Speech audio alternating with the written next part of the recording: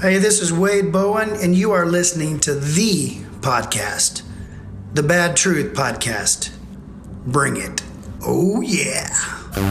From the esteemed Yellow Dog Studios in the heart of Wimberley, Texas, you're listening to the Bad Truth Podcast with your hosts, Michael and Adam. Dude. Yes, sir. I woke up one morning and I had to piss really bad. Oof. Like really bad.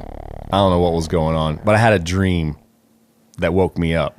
Because sometimes your body's like, dude, you need to like piss, dude. Yeah, or it's going in the bed. So I'm going to give you some messed up dream that's going to make you wake up so that you can go to the bathroom. Yeah. We're trying to help you out here, right? You're a grown man, right? I know that your muscle's really strong, so you're not going to piss the bed yet. You're not that old and you're not that young.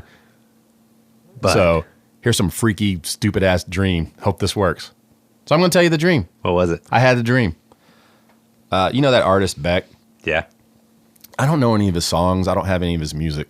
I don't even know why it was even in my head. It just goes to show you that I must have seen him at one point, and it stays in your brain, Yeah. and then it just jumbles around, and you get the freaky dream. So he was on ACL, Moody Theater, playing, right? And his band was all gingers, Nice. all redhead gins, gingers, whatever, and they had big red fros and long red beards with stupid cowboy hats on. Yeah, half the band had these stupid blue cowboy hats, and the other half had red. Ooh. It was just weird looking. Did it like left or right stage? Or? I don't remember. It was foggy. I had to go to the bathroom.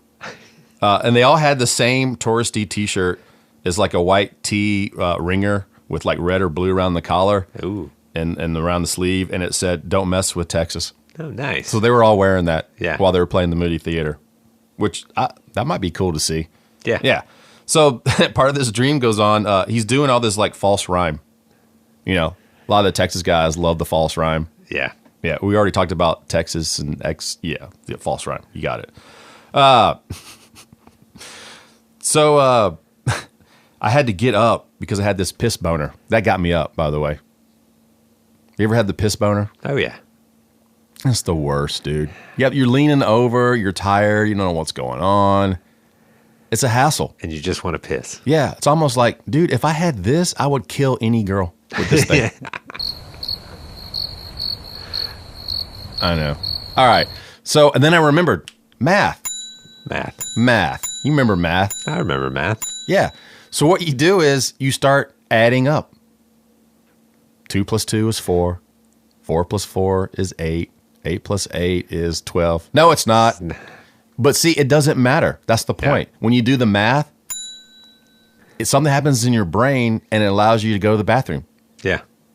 It works every single time. I'm telling you, I'm dude. going to remember that.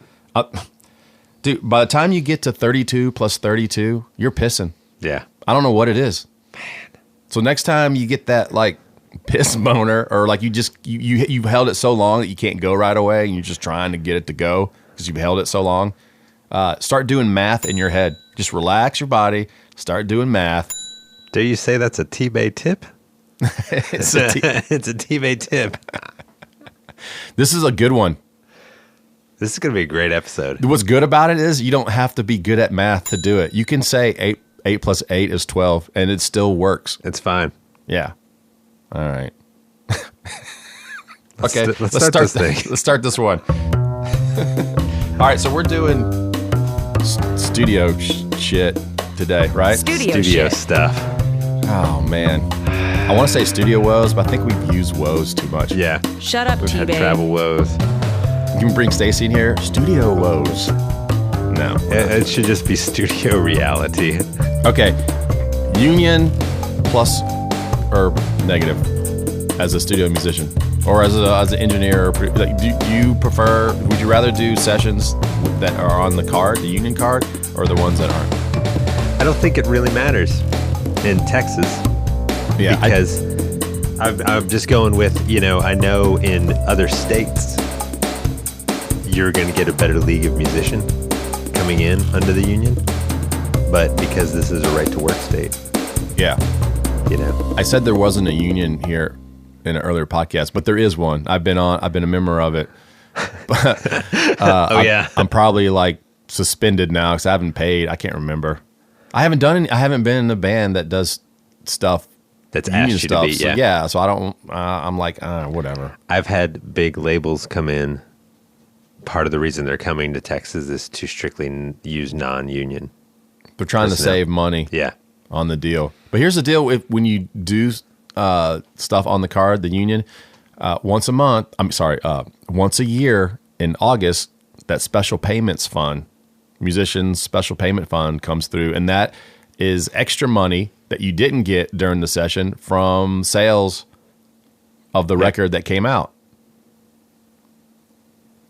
Used to be sales. Yeah, there's no sales anymore. I've noticed my special payment fund is getting smaller and smaller. It used to be like thousands sometime back in the day when, where records were flying off the shelves. Yeah.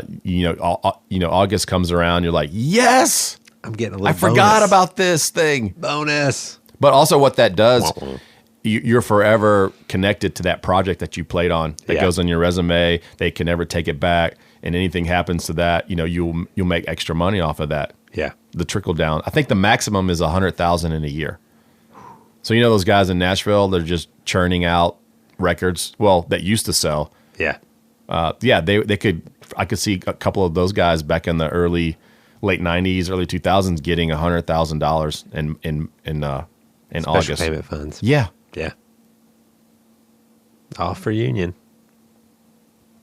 I don't know. I think a lot of times they'll just do you have guys that come in here. Oh yeah. For some of the deals that you do when bands come in or an artist doesn't have a band or an artist does have a band and they're like, I only have this amount of money. What can we do? The budget talk. The budget talk. That's probably the most important talk besides the songs. Because I always try to look at the songs first and see, okay, what can we do? And then it's the budget talk. And where are we going? And what if the band can do it, or if we need to definitely go studio musician, or just, you have the guys that have a band but just would rather use studio musicians for the creativity part of it. That's the hardest talk, because even if the artist is fine with the artist wants to use studio musicians, it's always there's a band guy that's always wanting to play on the record. Or they magically appear at the studio and hang out all day. Oh yeah. And it's funny because it's not like the first thing I want to say is that studio guy that we brought in for the session, he ain't trying for your gig, dude. He doesn't want to be in the band. He wants to make the song the best he possibly can and make the artist and the producer happy, but he is not vying for your guitar or your bass gig or your drum gig. He doesn't want to steal your job. He's just making it so, preferably, you guys will come back and make another record and use him again and again and again and get his stuff out there too. It's like we're an ego-driven business. Yes, we are. I started watching season 2 of Love on Netflix. Yeah. It's a pretty funny show. Is it? I need to check it out. But this one scene applies where the guy wrote a story. He's not a writer, but they liked it, and it was called Story By, not written. So it was it means nothing. They were joking with him about it, and they let him watch a scene of the show Story By, done by, and this is how I feel when the band guys show up to the studio to watch the session, and the guy goes, "What if I have thoughts on certain things?" And the guy goes, "You can have thoughts. You just can't speak the thoughts. Keep the thoughts to yourself. But you can have thoughts. Just don't say anything to anyone. Just nod your head and say yes." Yes. And that's how I feel when the studio, when you're in a session and you're playing for some artist and the band guys just show up one day. They're in the way. Well, and I look at it if depending on what type of producer you are, like myself, when I'm dealing with a band that the band knows that we're using studio guys, I'll actually still do pre-production with the band to get the feels down and okay, this is where I'm going direction wise. How do you guys play this now? Okay, I want to change this, and this, and get the band united into what this is going to feel like, and maybe even like a certain head lick or two. Like, okay, these are key elements, and now I'm going to play that for my session musicians so we can get that feel, but then I know the studio guys are then going to take it and go the next step up, and make it that much better. And most band guys in that situation will be like, oh, this is awesome, because I never would have thought of that. Well, yeah, that's why we're hiring these guys, because they're going to play stuff you never would have thought of, This brings me to this. I was doing this session for this artist, and we broke for lunch. We're eating lunch, and the drummer that's in the band, not on the session, just appears out of nowhere, Ninja Cloud, poof, and he's here. It's like, oh, great. He asked the producer if he could play drums, if he could just jam on the drum kit. And the guy was like, all right, yeah, sure, go ahead. So while the engineer is doing his stuff, he's playing the tune. The guy's playing along to it, playing it how he wanted it to go, and not how he was just doing that. And we're all in the other room, and we're going like, that dude's just like, he's just in there wailing away on the drums, set up for the studio. Yeah. Trying to like, hey, check me out. I'm playing along to the track, and this is how I would have done this fill here. Sad. What do you say? You smile and just go, oh, cool, man. Oh, man, awesome, dude. Maybe next time we can use you on something. Let me ask you this. When you convince the artist to use studio guys, yeah, because you've heard the songs, and you might have heard the demo of the guy, of the band guys, band guys doing pre-production. Yeah, you might have heard those, and you're like, you convince him to. How happy are you? I'm putting you on the spot. Be honest. When the artist goes, you know what? Let's just use who you want, man. I'm cool. Oh, man, it's. Are you like your high school crush finally says she'll go out with yes. you? Yeah. Are you that happy? Feeling. Because I know the potential of what can happen with the music of the song, and not having to spend extra hours. Because ultimately, it's going to cost. You may think, looking at like, well, man, these studio guys are $100, $150, $200 a song. I mean, whoa. Hold that thought. Keep going though. Hold that thought. They're like, man, this is going to cost so much, and I'm like, yeah, but we're going to get it done so much faster in the studio, and I'm going to have less work to do after these guys are gone than, if we have your band in there that has never been in the studio. And I'm not saying those players aren't great. I'm just saying they've never been in the studio. This is your first record. This is your first EP. We're going to spend a lot more time, and we'll end up spending more money than hiring the studio guys that will knock it out really fast and make your recording experience enjoyable.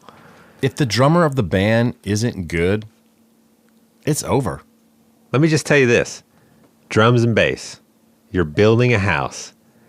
Once the foundation is solid and secure, you can do anything you want on that house. You can make it 5 stories tall, 1 story tall. You can paint it blue, green. It doesn't matter. Your foundation is solid. That's exactly how a song is. But when you got the young, nervous, overplaying, tempo tantrum drummer in there. Yep. This is not getting it. You're going like, oh my God, how much are we spending on editing? What am I going to do? Yeah. We don't have a drum track.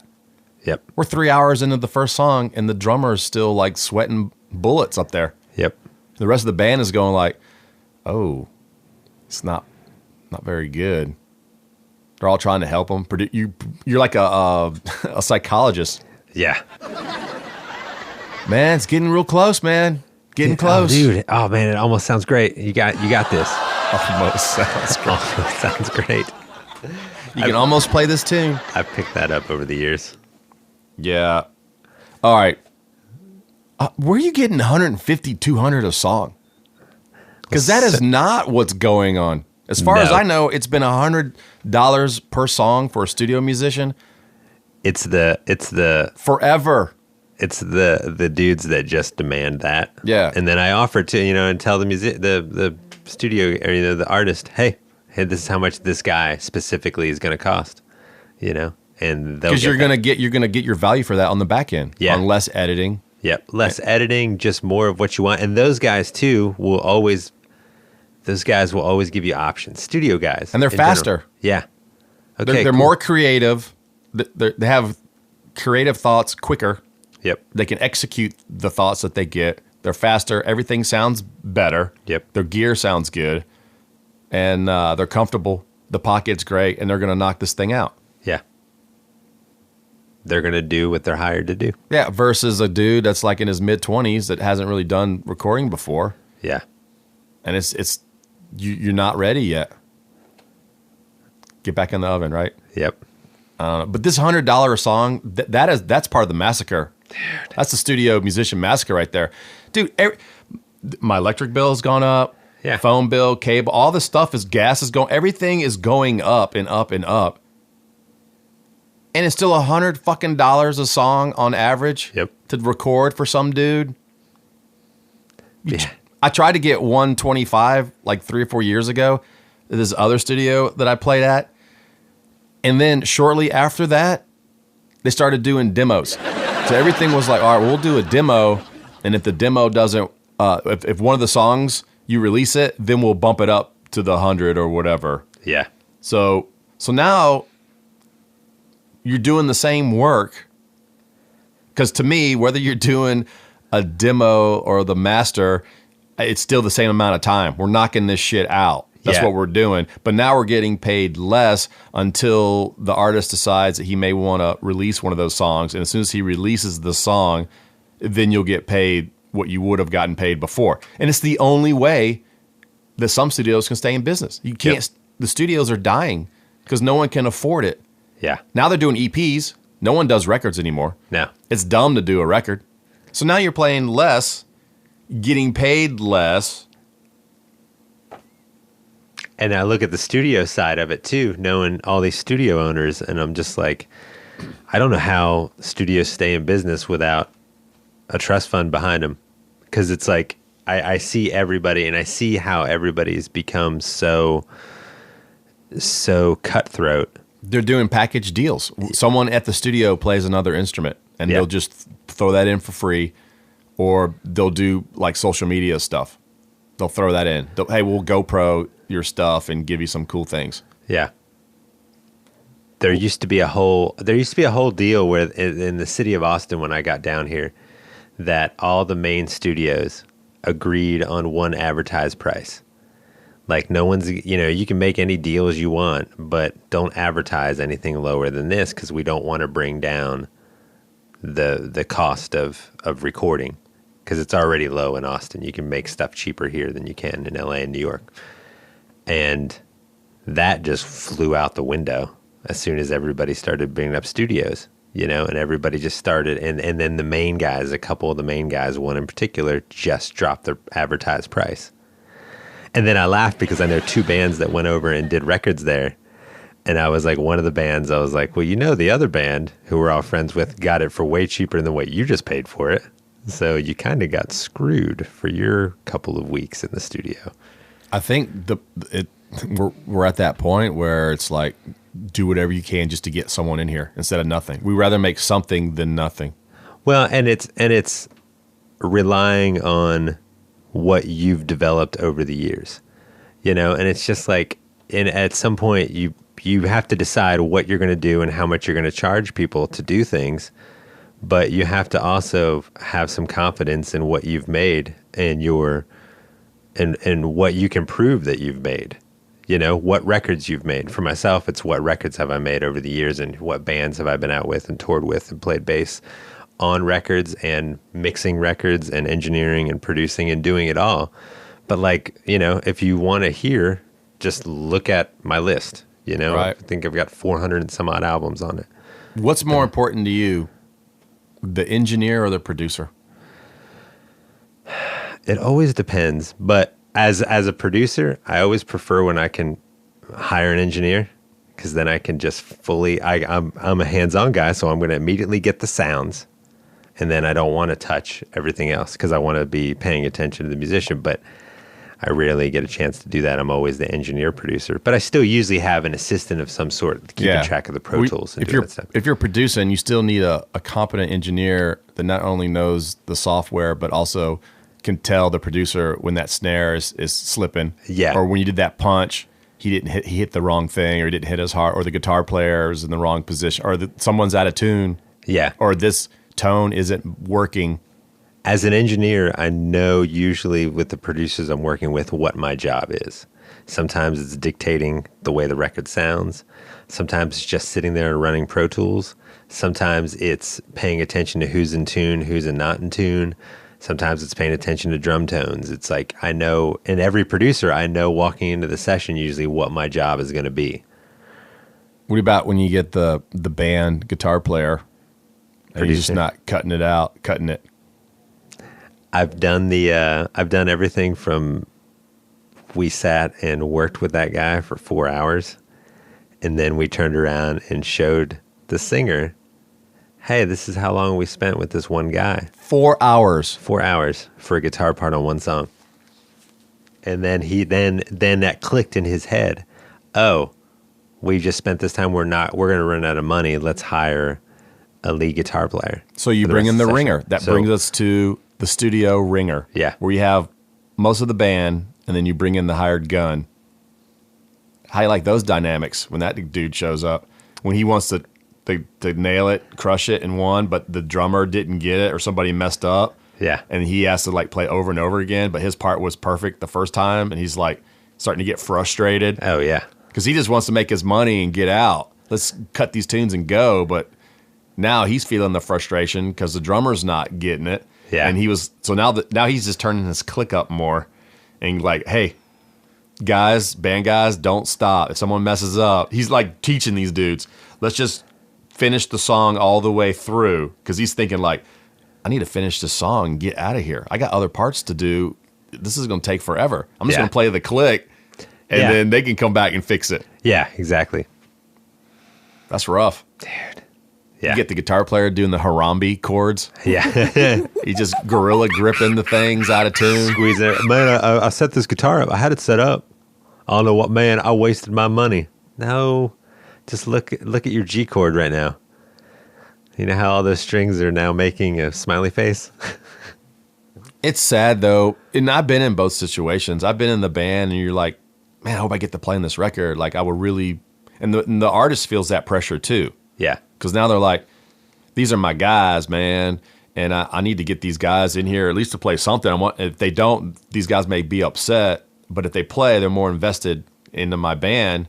And now I can say, hey, my band plays on my records. Because that's cool to say that you got guys of that quality.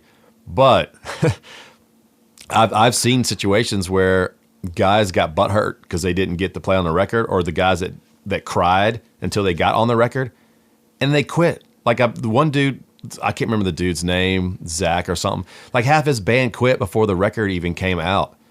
And I'm going like, okay, as an artist, your name is on this forever. This is ever for you. Yeah. No one buys music anymore. No one's looking at the credits to see who was on it. No one even knows where.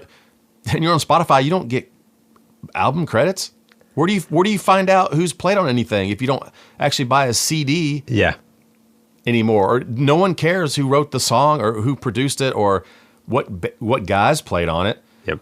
So now you're putting out inferior product that took twice as long to edit and mix for dudes that may not be with you in a couple years, and they're on there forever. When you could have, for the same $100, could have got somebody else on there to play and would have sounded great. Well, and that's it. I was going to say, all those guys that are like, man, my band's going to be invested if they play on the album. No, I've always seen the guys quit, maybe even a year later or something, but it's like. Yeah, they're investing that studio money into their pockets. That's what they're doing. Yeah, and then they're turning around and they're investing this to get noticed by a band that's going to pay them more on the road, and then they're going to quit you and get on that other band. Look at me. I played on this guy's record. Yeah. So I'm good. And then you listen to the record and you go like, no. Oh. Wait, are you the out-of-tune guitar on this record? Yeah, are you the Harambe dude over there pulling strings out of tune? Yes. So yeah, that's a big controversy, the band guys versus studio guys. And some artists will pay, if they use the band, they'll pay them less. Like, because I don't want to pay for all these uppity studio musicians coming here playing all the stuff that my band can't play. Yeah. Because then now you got that record where the band cannot reproduce what was on there. They just don't have the skill set yet. I don't want it all slick. You mean you don't want it good? We're not going to Wilson Phillips this thing. We're not auto-tuning. I mean, we're just putting out a decent sounding record. Exactly.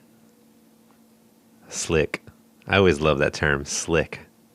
How do you tell the artist less Dolly? You ever had that conversation?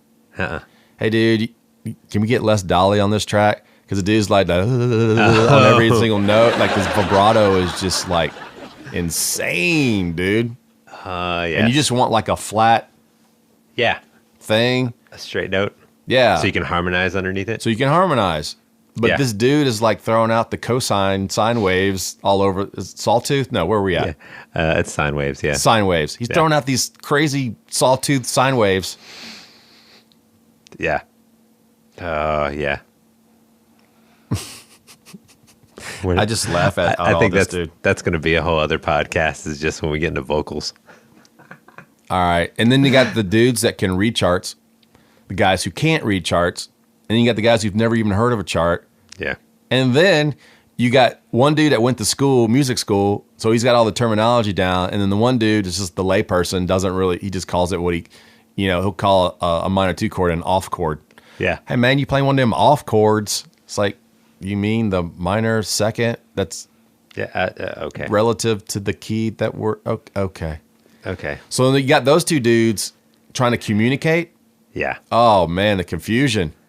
Two dudes arguing about the same thing. Like they're talking about the same thing, but they think that they're not. And you got those band dudes. There's always one band dude that has gone to school. Yep.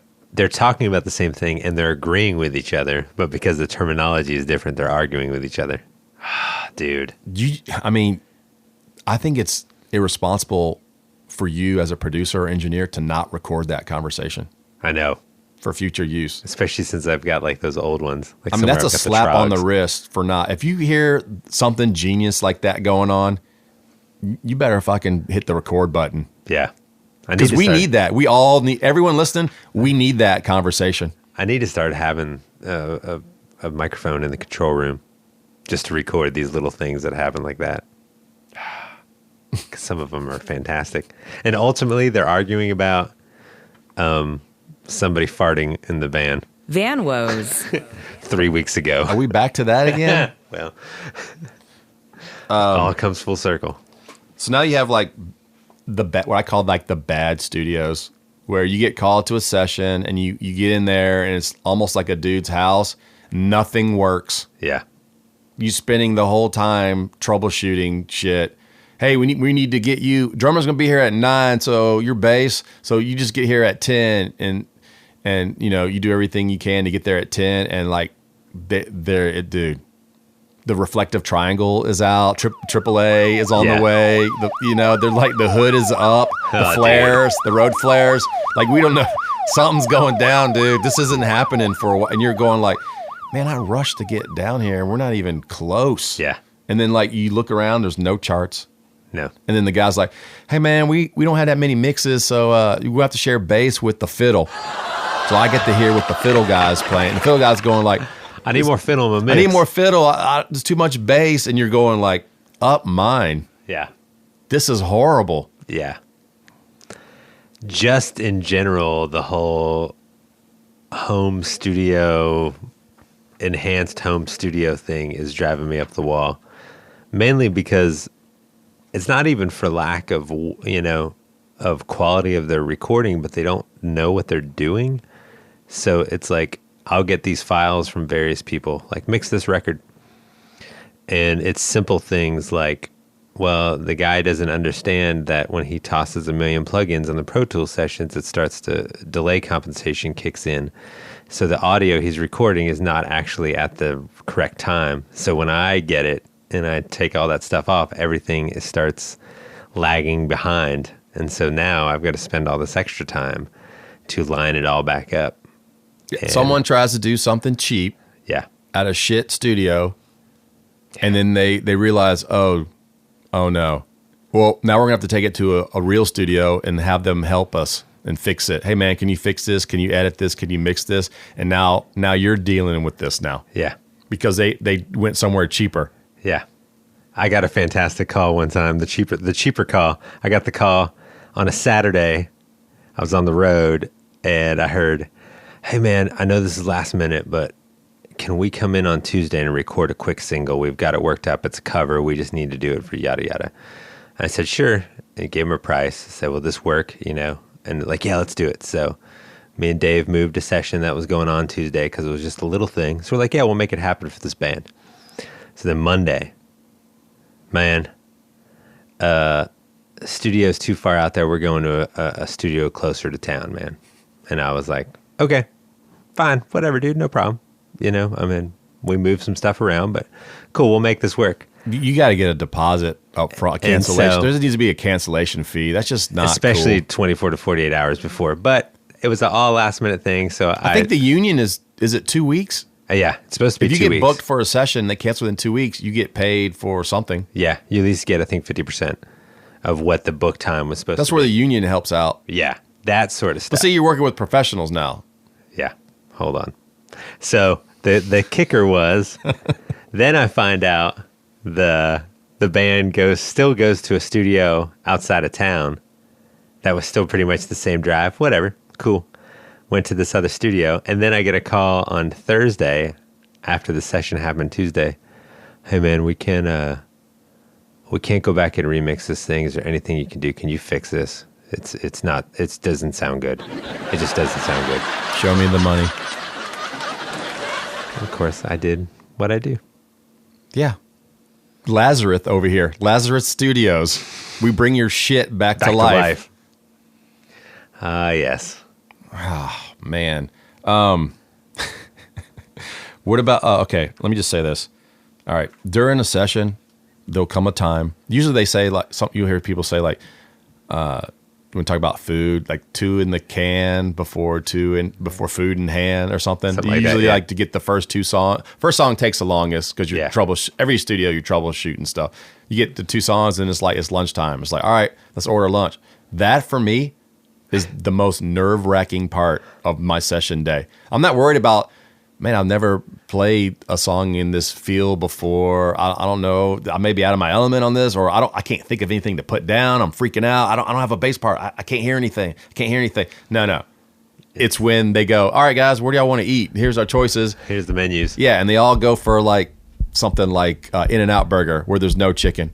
And I'm fucked at this point. I'm like, oh my God. I'm like panicking, dude. Because then you're going to be that guy.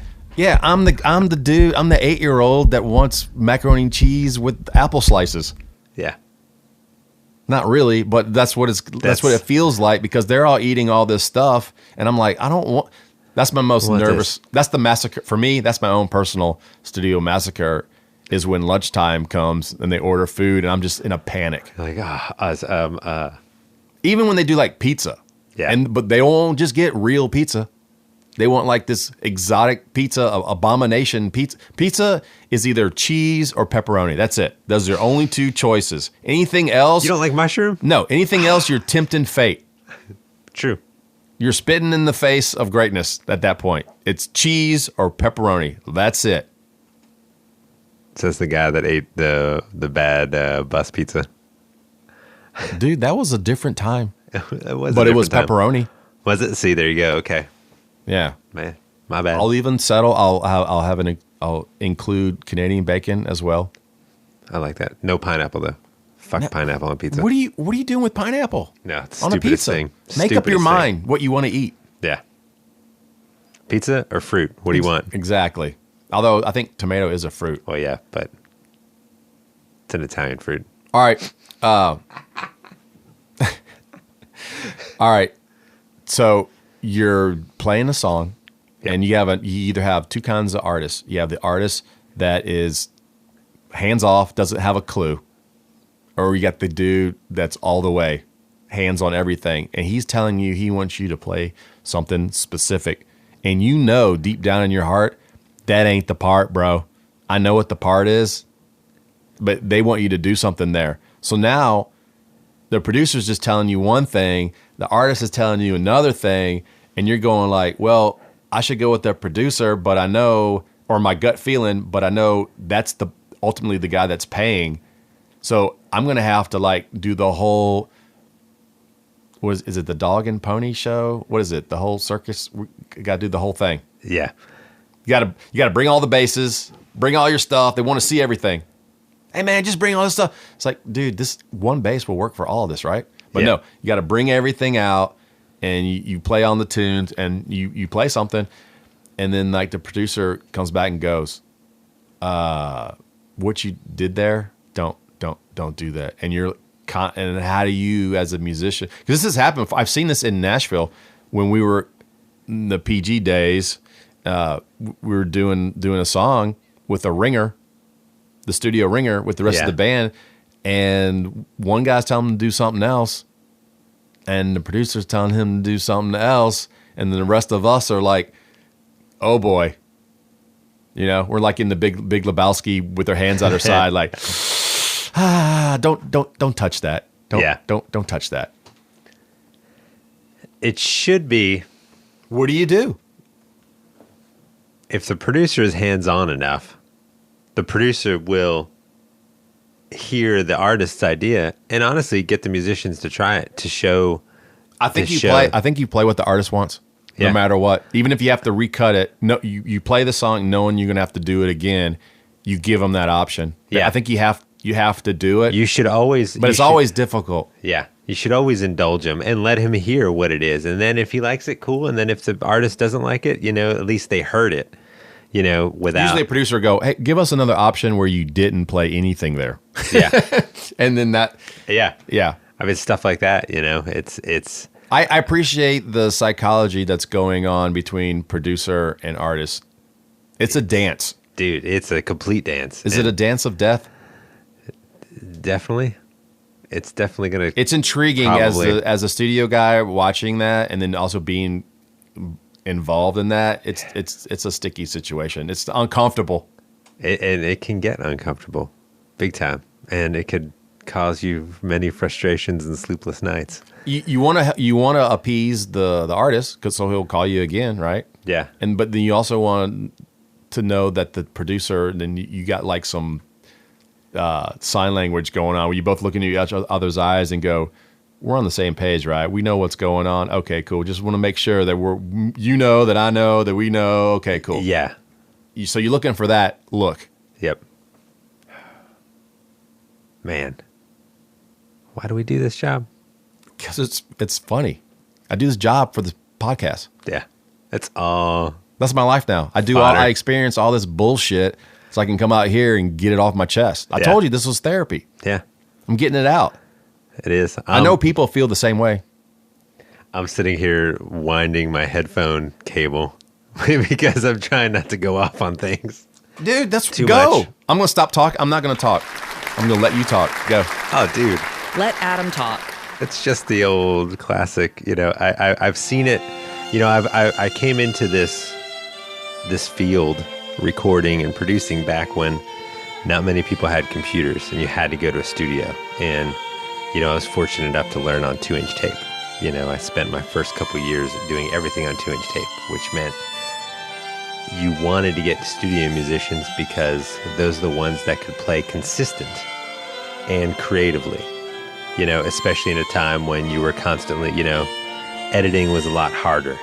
So you didn't, if you needed to edit a drum track, you were cutting 2-inch tape or recutting it, which I've known guys, I've had to cut 2-inch tape before because of dropping out a piece of a song, which is nerve-wracking and takes hours, because you don't want to screw it up, and as, I love editing on computers. I love working on computers, but that turned into this thing where we've permitted people to not learn their instruments, and suddenly these guys, because they can edit so much and take 50 takes, are then turning around and talking about how they're session guys, they're studio guys, and they can play guitar and all this sort of stuff. I've played piano and Hammond and stuff on records in the background, but I would never consider myself hired to play piano or B3 because I could do that. I need a background part real fast. I can't get somebody in. I'm going to do it real fast. I can edit it real quick because I'm fast at what I do. And it's a part that's not being heard. It's a feel part, it's a background part. But there's guys with that mentality that are now making records for people who are trying to get gigs and stuff, that they're not giving the artist what they should be giving, or what they're paying for. They should be paying for somebody that can come in and be a musician on a record. Like, we're joking about this podcast, Standing in the Shadows of Motown or The Wrecking Crew, those documentaries where it wasn't just these songs, but it was these musicians that came in and the feel that they had. And the producers knew which musicians to have. There was, Jamerson was the main bass player, but there was also other bass players in that group. And there was different drummers. And the producers would know what feel those songs needed and get the right band in there for that deal. And now we have guys that can make their feel by editing and doing that. And it's taken the life out of recording, and it drives me up a wall. It kills me. This is going to sound just like me. Yeah. Something that I would say. This is going to sound like something I would say. Yeah. When you can spend $100 on a musician and you can get me versus someone that's in your band for the same price, I don't know. Well, you said it right there. Like, if you can spend money on somebody that can really put forth the art that you want to make, like, why would you not? Because when you're dead and gone, this art stays. Your record stays. And if you turn around and have a super successful career and then you pass away in your 60s, but you've made 20 records, that's what you're going to be remembered for. People will talk about your live shows, and nowadays, yeah, there'll be some stuff on YouTube. I love YouTubing my old favorite bands when there's something out. But it's the records that get remembered, and why would you not want to create an awesome record right from the get-go? There's so many good musicians around here that want to make sure that you have the best recording that you can have. I take sessions seriously. I don't go out the night before drinking. Exactly. I get all my basses ready to roll. I make sure they're all good, in good condition. Everything. I check the necks. I'll do the tuning thing. I want to make sure that everything that I bring is ready to go. I spend time on this, and if they send me like demos before, I will like go over the demo just to be familiar with it. I'll listen to it on the way. Sometimes I like to listen to something completely crazy. I'll just pick something randomly on Spotify, and then if I hear something cool that might kind of influence a song, that I might try to incorporate that feel or something when I get there. So I take the studio serious. I mean, I have fun. I joke around like I do here, but of course, I want it to be good when I'm there. Yeah, I'm not just in the band just trying to build a resume up or get butthurt because I'm not on it, or doing it to make. We're not playing gigs, so I want to do the studio and make more money. It's not about that for me personally. Yeah, you take everything in your career seriously. That's how musicians should be. That's how everybody should be. I take the playing and the practicing serious. Everything else is this is what you're hearing. Yeah, it's bad truths. Exactly. How long has this gone on? Man, we're getting close to 45. Okay. Let's just stop here. We'll stop here because we're going to come back. We may do a second one later. Let's get this one a break. Because I want to do one on different types of producers. Yeah. We need to hit the different type of and engineers. Maybe we'll have a producer engineer one, and we'll talk about that stuff. Yeah. And then we can even get into producers with the songwriters and how to develop or undevelop bad habits. You mean how the producer takes the songwriter's publishing? And we'll get into that too. Okay. I think that's even another one. I've seen that. That might go into the songwriter publishing episode, because that's a whole other thing. And I've seen it all with different producers. I like recording in studios. Yeah, it's fun. It's fun. It's a good time. It's fun in there creating something. Yeah, and then watching the success of that go up the chart. Yeah. All right, I'm going to know one story. I know we were done, guys, but so there used to be that fake chart, right? Yeah. Did I already talk about this fake chart before? I don't even know if we've talked about the fake chart. It's worth saying again. Yeah. So yeah, I've recorded a lot of stuff, and I hope to keep doing that. And they had one of the fraudulent fake charts that's gone now. Yeah. And I asked them, I tried to find out where they are. It's hard to get the information of these people. And I asked them if I could find out, get the chart history. Yeah. They didn't have chart history. They had no idea what was number one 5 years ago, what the chart was on this particular day. It wasn't like Billboard charts. Yeah. Where you know where everyone was every week. No, they had no information. Now, it was on like hard drive somewhere. So I was like, because I was like, I played on a lot of stuff. I wanted to see how many number one songs that I had played on for a bunch of different people. Yeah. Or just hits, fraudulent top 10 hits from this from this fraudulent chart, right? I wanted to know what the impact was from the stuff that I'd played on. Couldn't find the information. They had no information on it at all. This is how rinky dink the scene in this chart was. And I was like, hey, what if I come down there? If I come down there and spend a couple hours, can I just go through the stuff? Yeah, open up the files. Open up the stuff from when you started this and just kind of look around. I kind of know what to look for. Let me just see what was, or even like the top of the best of the year or anything like that. Yeah. And they're like, well, you could come down here, but someone would have to be there with you because we can't let you be. They wouldn't let me just sit there by myself because they said they had priority software. Like I'm an IT tech. I'm going to go down there and find out this rinky dink, not even WordPress level of a web page they got there, where I'm going to look through and see what the charts and the records they had, because I might steal their software ideas. Yeah. The priority, I don't know what the hell she said. It was a lady I was talking to. So I couldn't even drive down there. Yeah. They wouldn't even let me look through the stuff to find out the information. Nobody knows. History. Nobody knows who did what, when, and where. Yeah. All right, I'm done with my rant's over on that stupid ass chart. No, that's good. That rant will come back. We'll come back. We'll talk about more of those things. Our season's almost over. There's one more episode after this, and the season one's done. Wow. Season 2, we're having guests. If everyone's wondering why don't they have like real people on here that know shit besides us, that's going to happen in season 2. Just a little spoiler alert. Hopefully we'll be sponsored by like Kleenex or something by then, because we might make some people cry. I'm crying every week. We do this. No, that's what every 2 weeks. Yeah. Yeah. All right. Social media. Follow us on there. I know you got opinions. Social media. Everyone has one. So feel free to give us your opinion. Because if you give me an opinion, I'll give one back. Yeah. Or I'll just ignore you or block you. One of the two. It just depends. I'm like Caesar. Thumb up, thumb down. I don't know which way it's going. It's over to the side. It's shaking. Going up, going down. All right. I got to get traffic, dude. I got to get out of here. Yeah. That was a podcast earlier. Yeah, I got to get out of here for this traffic wall. All right. I'll see you. Later. Shut up, T-Bay.